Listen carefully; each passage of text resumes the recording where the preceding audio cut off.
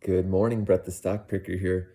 Today I'm going to be going over my top 10 long-term picks as well as a few short to medium term and then safe plays as well for all you investors out there. So getting started here, let's start with long-term.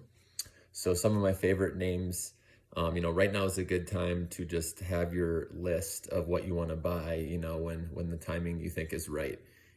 For me, it's when right before the next CPI report, I'll probably put some money to work, start some small positions in these in anticipation that the next report will show some decelerating inflation again. So without further ado, as they say, right? Amazon, number one. Okay, they're in everything and they got their AWS, which continues to grow and provide earnings. So I really like Amazon long term for sure. CrowdStrike, cybersecurity isn't going away and they are just crushing it right now in that space. Many different products to offer and their net retention rate is amazing.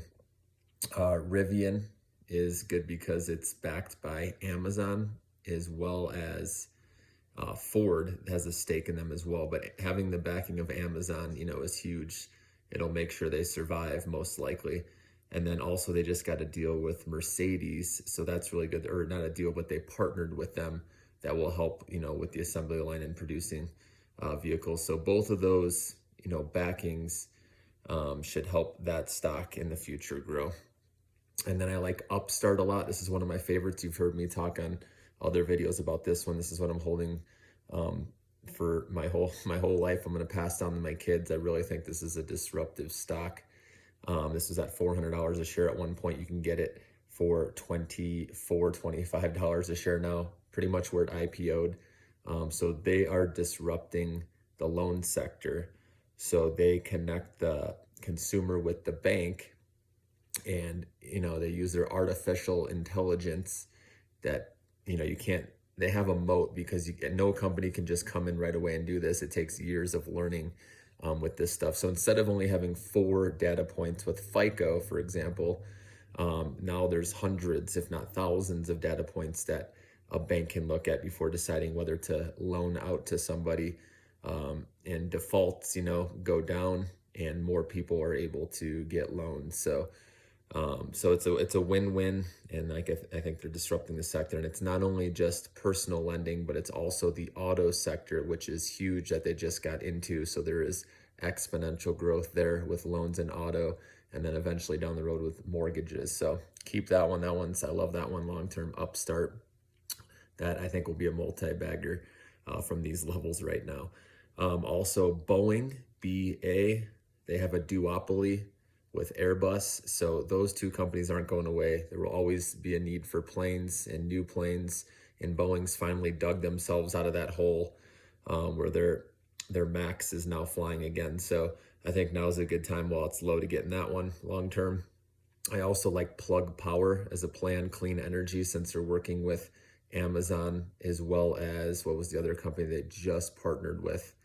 It was Amazon, and then they got another deal. It's actually with 2 other big companies. So, oh yeah, Walmart. Walmart's the big one they do it with. So, eventually, people are saying that they could have all their operations, on green hydrogen, not just their forklifts, but other stuff as well with their vehicles. So that'll be one to watch in the future. And I like that with the clean energy waiver. Again, this whole decade is about renewable energy. Then I also like MU, even though it's taken a hit right now. Again, these are all long-term plays here. The chip sector has been rocked. MU is a great company. It's always traded at a cheap PE ratio. And this is, 5G. This is, the data center on wheels, with EV, like everything needs chips today. And with the CHIPS Act being passed and with manufacturing being built out in America, MU is going to benefit from that. So that's a good one long term. TTD, Trade Desk for digital advertising. That one I really like. I know advertising, again, with possible recession, obviously this might take a little bit, but I really like this company long term. They're the number one in the digital advertising space, and they had a great earnings report. AMD taking market share from Intel, and they have always just been one step ahead of them. So just taking market share alone is why I like that company long term. Not to mention there's so many other things. I mean, they're just staying ahead of the game. They're ahead of the competition. And then Ford, I like them because not only is it EV, but you're also getting a 4% dividend, and they're cheap as well. So I like that one for sure, with their focus on electric vehicles moving forward. So that's my list of long-term stocks. In regards to short to medium term, some of the ones I really like right now are Axsome, AXSM. They had their rapid acting depression pill, or drug, I should say, approved by the FDA, and that's going to be rolling out in Q4. So I like to see what happens with that one. It already has popped a good amount. It's come down though a little bit. So we'll see when that bottoms, when you see that start trending up, that's a good one to get in, because I think that could be at least $100 a share. And right now it's at about 58 or something, 59 last time I checked. And then INND, this is an OTC stock with over-the-counter hearing aids. I got FDA approval. That is rolling out in Q4 as well, so I like being in that one. SoFi, this stock has taken a hit.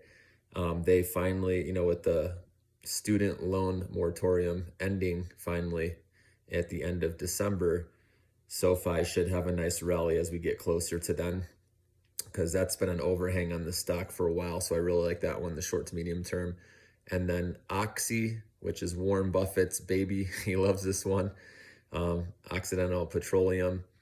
It's had a good run up this year, but he can purchase up to 50% of the company, and he's up to 26% so far. He keeps adding to this one. So especially if it goes lower in the 50s, he could, buy or keep buying or buy the remaining stake. So I like that play because of energy. Oil, is big. It's going to be big for a while. So obviously, again, a recession can affect that a little bit, but they're crushing it. Not only that, but they're getting into the renewable side as well.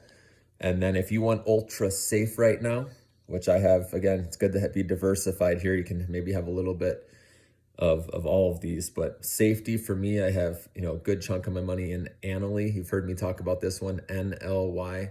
This is a mortgage REIT backed by the federal government, and they pay right now it's almost 14% dividend last time I checked, which is beating inflation. So, and the stock doesn't go up or down too much. And I like that one a lot. My family's been in that one for a long time. And then the safest thing you can get in is the treasury yield right now, which is close to 4% guaranteed. So, which is beating the average S&P dividend by double. So that's another safe play. You can park your money right now during this volatility. So you all have a good weekend out there. Stay tuned, keep up to date with me, and let's try to get through these times together. And one day we'll come out the other end. The next bull market, it'll be fun. Let's all make some money together. Bye.